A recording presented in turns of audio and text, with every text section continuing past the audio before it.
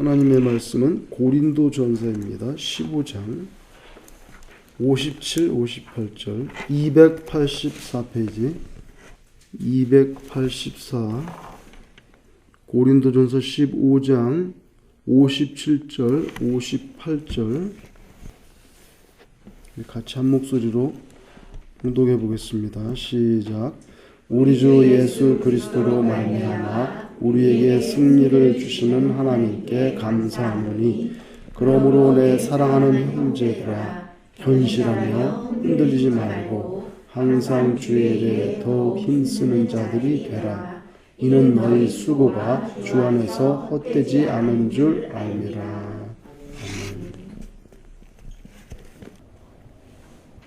오늘 본문은 이 고린도전서 15장인데요. 고린도전서 15장은 우리 기독교에서 부활장이다 이렇게 표현합니다. 부활에 대해서 설명하고 있기 때문에 그래서 15장 전체가 그 부활에 대해서 많이 말씀을 합니다. 그러면서 이제 15장이 끝나는 부분에 그러니까 부활을 다 설명하시고 난 다음에 성도들의 이 주 안에서의 최종 승리를 언급을 하죠. 그래서 우리 주 예수 그리스도로 말미암아 우리에게 승리를 주시는 하나님 감사합니다. 이렇게 말씀하는 거죠. 그래서 예수 믿는 신자의 진정한 승리는 부활에 기초하는데 그 부활은 예수님 때문에 가능한 거잖아요. 불교 같은 데서는 윤회설을 말하죠. 그래서 죽으면 끝나는 게 아니라 또 자기 업보에 따라서 뭐 짐승이 되든지 벌레가 되든지 다시 태어나는 건데 기독교에는 그런 거 없어요. 기독교에는 죽음과 그리고 유일회적인 반복되지 않는 거예요. 한 번밖에 없는 부활. 불교의 윤회설은 계속 반복되잖아요. 죽으면 또 태어나고. 그렇지만 기독교에서는 유일회적인 단 한 번의 부활을 언급합니다. 그리고 그것이 끝입니다. 최후 승리죠. 그래서 부활을 다 설명하시고 난 다음에 예수님으로 인해서 우리가 얻게 되는 그 부활의 우리의 승리라는 거예요. 그걸 주신 하나님께 감사한다는 거예요.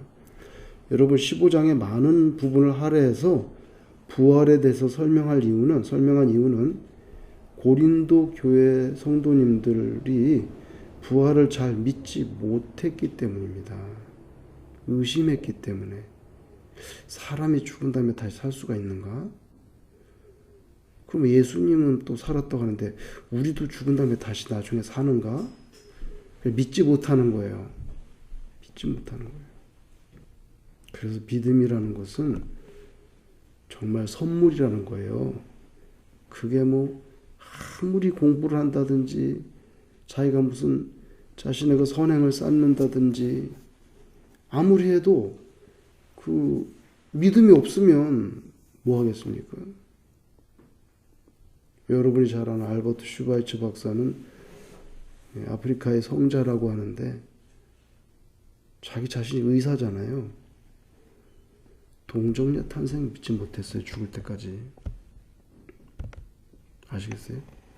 위대한 그런 성자로 취급받지만 어떻게 그 처녀가 아기를 한다는 거지? 믿지 못했어요. 그러니 예수님의 동정녀 탄생을 믿지 못한다면 어떻게 되는 겁니까? 그 기독교 신앙의 기본인데 다 그런 게 있는 거예요.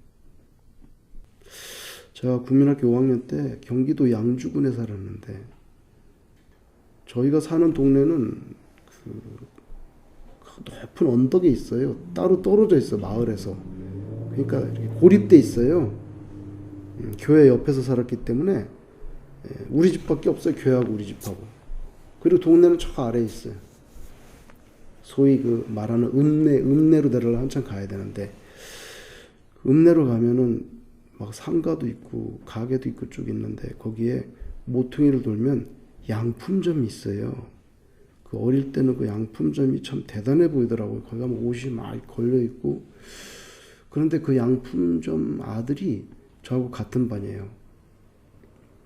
정진용이라는 아이인데 그 이름은 지금까지도 잊혀지지가 않아요. 정진용. 왜 잊혀지지 않는 줄 아세요? 그 아이는 노는 걸 대단히 좋아합니다. 노는 걸 대단히 좋아하는데 우리 반이 한 40명 이렇게 되는데 그 아이가 노는 걸 좋아하는데 그 아이는 계속 놀아야 돼. 그래야 제가 1등을 할 수가 있어요. 그래서 저는 학교에 다니면서 계속 이렇게 눈치를 보는 거예요. 저 녀석이 매달 시험 있잖아요. 국어, 산수, 사회자 매달 시험인데 저 녀석이 좀 노나 안 노나 딱 봐서 막 뛰어다니고 놀잖아요. 그럼 반드시 2등이에요. 걔는. 제가 1등이에요. 시험을 보고 나면. 그런데 걔가 공부를 할 때가 있어요. 그러면 고민할 필요가 없어요. 그때는 걔가 1등이고 제가 반드시 2등이에요. 그래서 학교를 다니면 그 양품점 모퉁이를 돌아서 학교를 가야 되는데 양품점 갈 때마다 쳐다보는 거예요. 아유, 이 녀석이 이번에는 공부를 안 해야 되는데. 그래 잊혀지지가 않아요. 지금도. 그 공부를 잘하던 아이는 지금 어디서 무엇을 할까 이런 생각이. 왜 이 말씀 좀 아세요?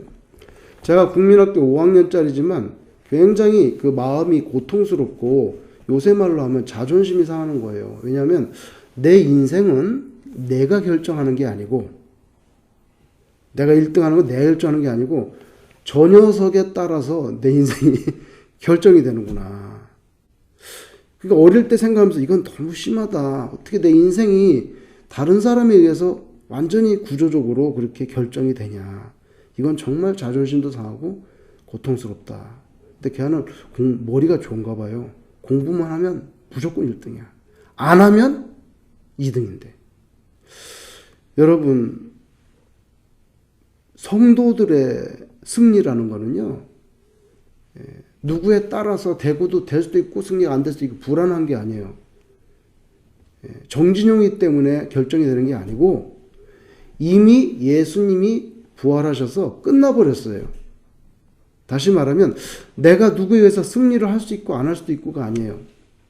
예수님이 부활하셔버렸기 때문에 예수님의 십자가 사건과 부활을 믿기만 하면 승리가 보장돼 있단 말이에요. 불안하고 자존심 상할 게 없어요. 오늘 바울이 그것을 말하는 겁니다. 우리 주 예수 그리스도로 말미암아 우리에게 승리를 주시는 하나님. 끝난 얘기라는 거예요. 이거는 승리가 될 수도 있고 안 될 수도 있고 이런 게 아니에요. 완전히 끝났기 때문에 너무 감사하다는 거예요. 고린도 교회 교인들은요, 부활을 확실하게 끌어안지 못했기 때문에 그런 승리도 없고 승리가 없으면 감사도 기쁨도 별로 없어요. 내 인생이 어떻게 될지 모르기 때문에. 그럼 바울은 이 고린도 교회 편지가 16장으로 되어 있는데 얼마나 긴 편지입니까? 여러분 이렇게 긴 편지를 써본 적 있어요? 예. 이 편지잖아요. 이게 편지. 얼마나 긴 편지냐고요. 그죠? 예. 편지는요, 목적이 없이 쓰지 않아요. 얘는 수필이 아니에요. 반드시 목적이 있기 때문에. 고린도 교회 여러 가지 어려움이 있었지만 마지막에 부활에 대해서 말씀하고 여러분은 승리가 보장되어 있으니까 하나님께 감사할 일만 남았다. 이렇게 말씀하는 거예요. 아프리카 밀림 속에서 선교 사역을 했던 유명한 리빙스턴이라는 선교사가 있었습니다. 소식이 끊어졌어요. 죽었는지 살았는지. 그때는 뭐 1800년대니까 이게 뭐 핸드폰이 있나 인터넷이 있나 도대체 죽었는지 사는지 생사가 확인이 안 돼서 헨리 스탠이라고 하는 사람이 그 탐험가인데 탐험대를 이끌고 아프리카에 들어갔을 때 리빙스턴을 찾았습니다. 근데 결국 1873년에 중앙아프리카 어느 마을에서 리빙스턴을 찾았는데요. 그때 리빙스턴이 60살이었어요. 근데 병이 들어가지고 굉장히 쇠약해 있었어요.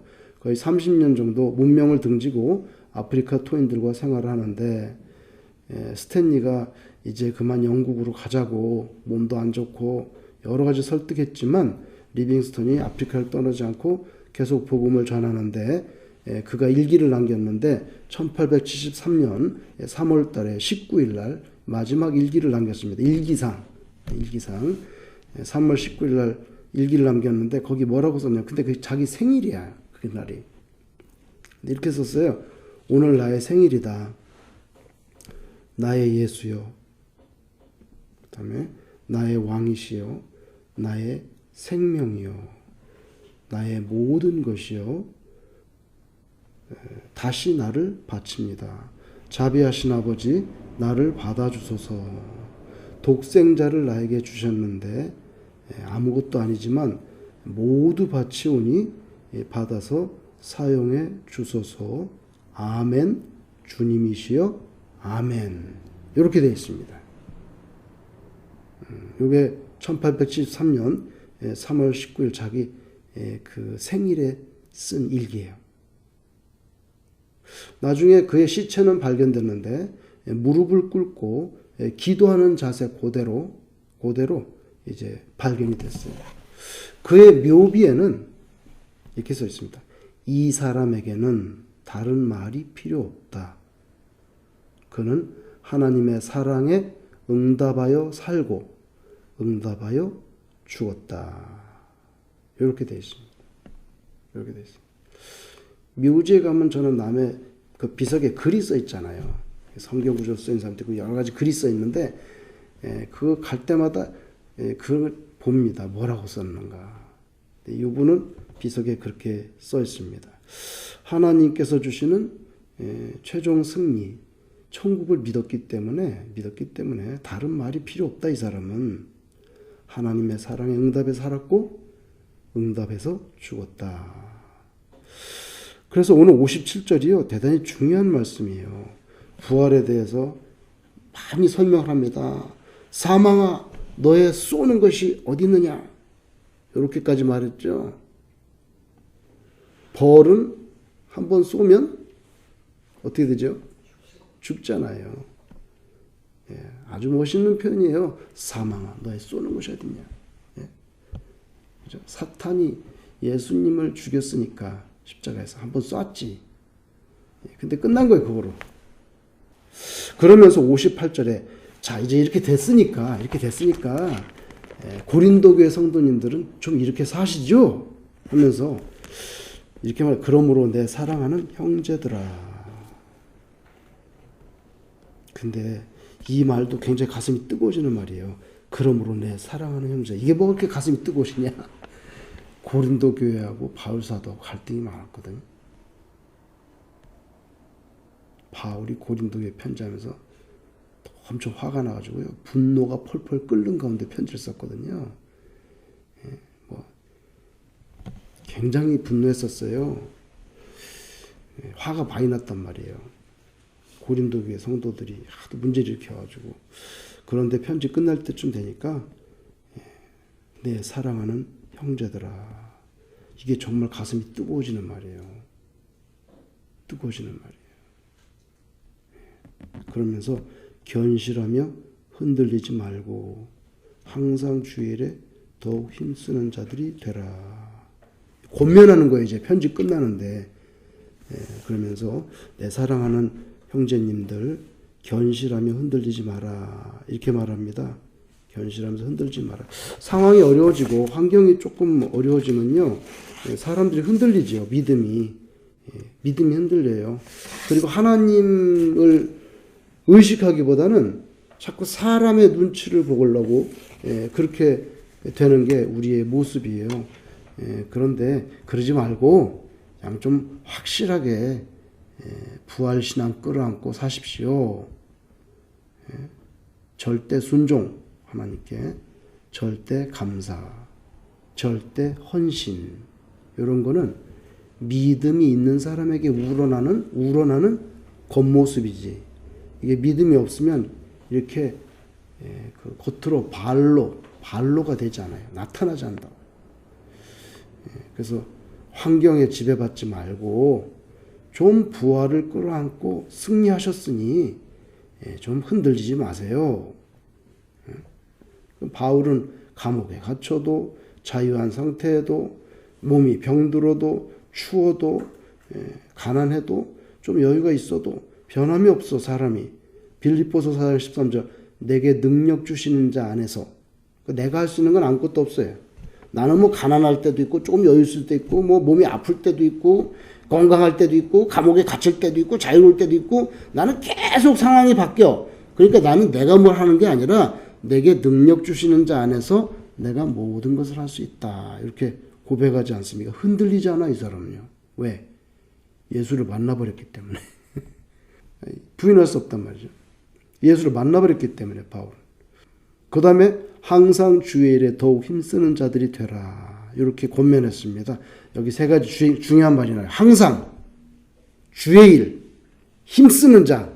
이 대단히 중요한 세 가지 포인트라고 생각해요. 왜냐하면 항상 이건요. 변덕을 부리지 말라는 거예요. 변함이 없어야 된다는 거예요. 어제는 좀 주의 일 한다 그랬는데 오늘은 좀 기분이 뭔가 좀 이상해서 뒤틀렸어요. 모레는 내가 할지 안 할지도 몰라.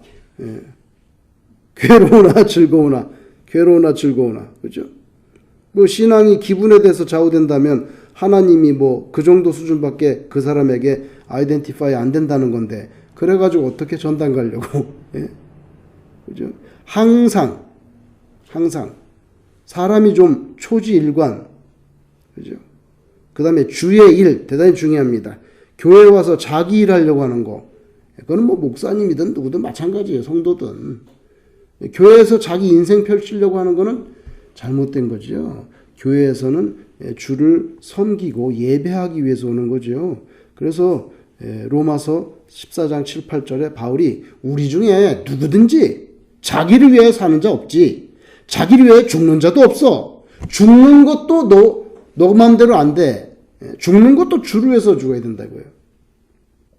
훌륭한 장로님이 65세가 됐는데 저를 찾아와가지고 자기는 은퇴를 하겠대. 오래전부터 65세 은퇴하려고 마음을 먹었었대요. 그래서 장로님은 우리 교회의 모범이 되고 굉장히 중요한 분이십니다. 지금 은퇴를 하면은 그 교회가 이렇게 전진해 나가는데 어려움이 있으니까 은퇴하지 마세요. 그냥 70까지 계세요. 근데 아니래. 자기는 은퇴를 하겠대. 그래야 후배들도 또 장로가 되고 이러니까. 그분은 너무 훌륭한 장로님이에요. 정말 훌륭한 장로님이에요. 그런데 65세에 은퇴한다는 것은 자기 뜻을 굽히지 않았어요. 그래서 뭐 어떻게 합니까? 자기가 은퇴한다니까. 결국 은퇴를 하셨는데 제가 그 이야기를 어떤 다른 목사님과 대화하면서 우리 교회에 아주 훌륭한 장로님이 있는데 이렇게 제가 70세까지 해달라고 그래도 본인이 오랫동안 그렇게 생각했다고 하면서 65세에 은퇴를 하셨어요. 참 대단히 훌륭한 분입니다. 라고 딱 말을 했는데 내 앞에 있는 목사님 그 이야기를 딱 듣더니 딱 한마디 말하더라고. 교만하구만. 그것도 교만이라는 거예요. 그래서 깜짝 놀랐어요. 한 번도 그런 생각을 못 해봤는데 교만하다 사람이 이러는 거예요. 그래서 다시 생각하게 됐어요. 결국 그 장로님이 은퇴함으로 말미암아 교회는 어려움을 당하고 저는 10년 만에 그 교회를 떠나게 됩니다. 그래서 그분이 5년 동안 더 수고하셨으면 제가 거기에서 더 오래 있을 수 있지 않았겠나 이런 생각도 하게 되는 거예요. 자기를 위해 사는 자가 없어. 자기를 위해서 죽는 자도 없어. 후배가 올라와야 되고 뭐 이거 다 인간적인 생각이에요. 그럴 수가 있는 거예요. 물론 65세 은퇴할 수도 있지만 70세 은퇴할 수도 있는 거죠. 그 사람 생각에 따라서 교회와 성도와 목사가 다 움직여 막 좋게 될 수도 있고 우리가 살아도 주를 위하여 나오지 않습니까? 대단한 사람입니다. 죽어도 주를 위하여 죽는 것도 내가 내 마음대로 안 돼. 은퇴 내 마음대로 안 되지. 그 말이 이는 참으로 놀라운 고백이 아닙니까? 우리가 힘쓰는 거 항상 주의 일에 이렇게 나오잖아요. 그죠? 교회 일을 하면서 내 생각, 내 판단, 내 합리적인 사고, 나의 경험 이건 다 묶어서 하나님의 말씀 앞에 딱 갖다가 바쳐야 돼. 그래야만 나도 신앙이 자라고 교회도 성장하고 하나님 영광을 받는 거죠. 내가 무슨 내 생각에 꽂혀버리면 하나님의 말씀이 용납이 안 돼요. 그죠? 주의 일, 내 일을 한다고 하면 참으로 모자라고 어리석은 일이 아닙니까? 세 번째, 항상 주의 일, 그 다음 뭐냐면 더욱 힘쓰는 자들이 되라. 고린도 교회에 부탁하는 거예요. 항상 변덕 좀 부리지 마세요. 초질간 좀 하세요. 주의 일. 교회 가서 자기 뭐 하려지만 주의 일을 하세요. 그 다음에 더욱 힘쓰는 자들이 되라. 저는 이게 여러분 뭔가 적당히 하려고 하는 그런 걸 하면 안 된다는 뜻으로 이렇게 자꾸 이해가 돼요. 영혼의 참 생명이 죽고 사는 그런 일이 벌어지는 곳이 신앙 공동체입니다. 그런데 그걸 갖다가 적당히 한다고 하면 뭐 세상 일도 적당히 갖고 되는 게 없잖아요.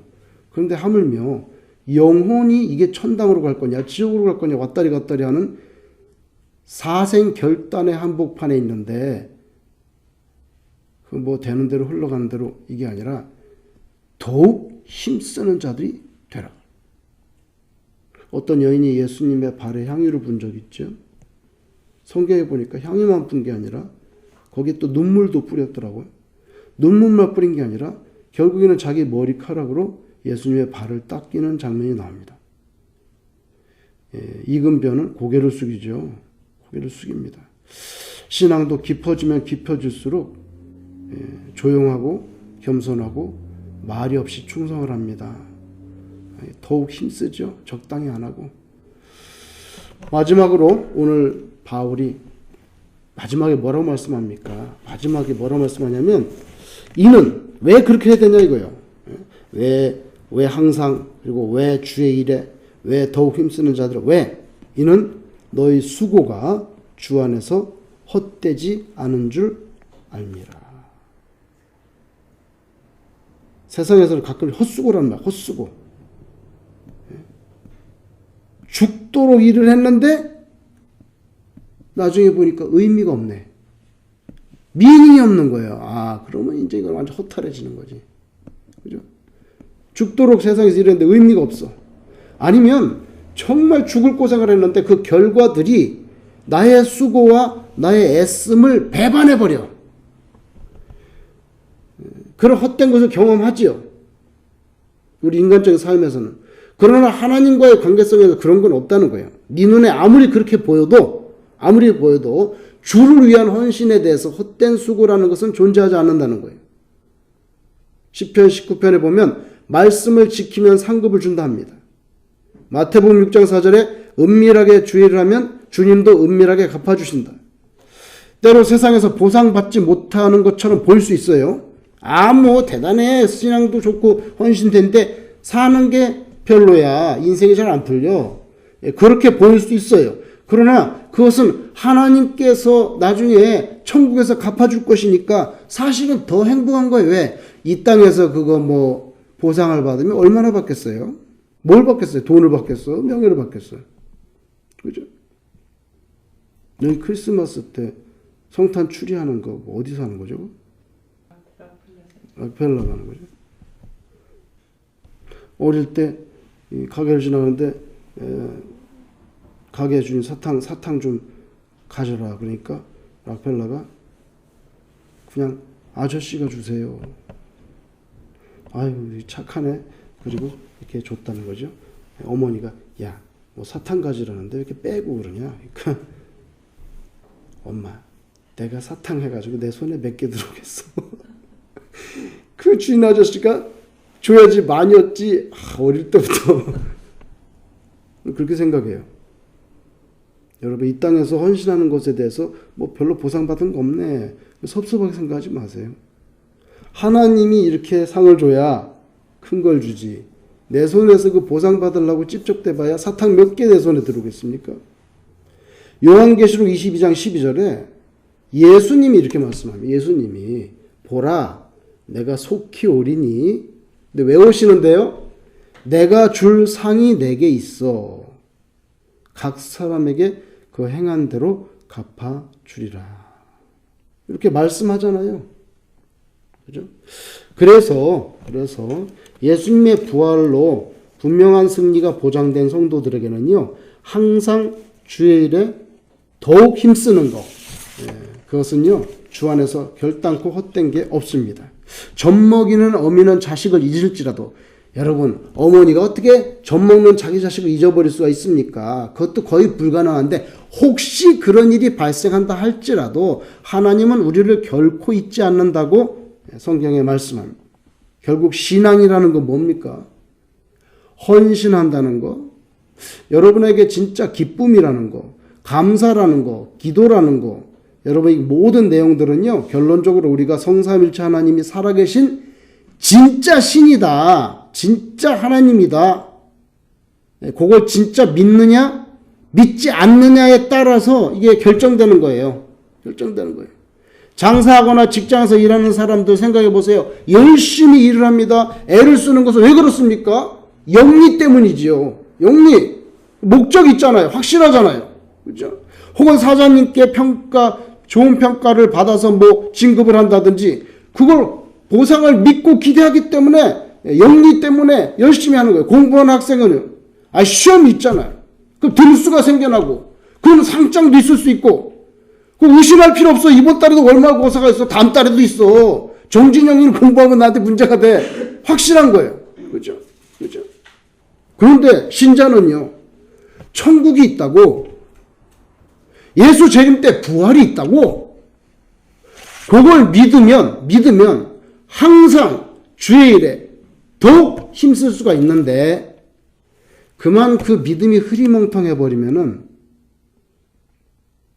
그러면 안 되는 거죠.